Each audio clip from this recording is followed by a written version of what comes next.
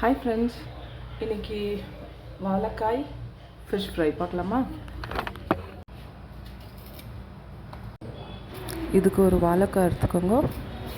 அதெல்லாம் தோல் சீவிட்டு நல்லா ஸ்லைஸாக கட் பண்ணிவிட்டு அதுக்கு மஞ்சள் தூள், ஜிஞ்சர் கார்லிக் பேஸ்ட் போட்டுட்டு ஒரு ஸ்பூன் சால்ட் போட்டுட்டு கரம் மசாலா ஒரு ஸ்பூன் போடுங்க, சில்லி பவுடர் ஒரு ஸ்பூன், பெப்பர் ஒரு ஸ்பூன் போட்டுட்டு நல்லா மிக்ஸ் பண்ணி 10 மினிட்ஸ் சைடில் வச்சுருங்க. ஒரு பேனில் எண்ணெய் ஊற்றி கொஞ்சம் கருவேப்பிலை போட்டு வாழைக்காயை ஃப்ரை பண்ணி நல்லா கிறிஸ்பாக ஃப்ரை ஆகிற வரைக்கும் ஃப்ரை பண்ணி எடுத்து சர்வ் பண்ணால் ஹாட் வாழைக்காய் ஃபிஷ் ஃப்ரை ரெடி.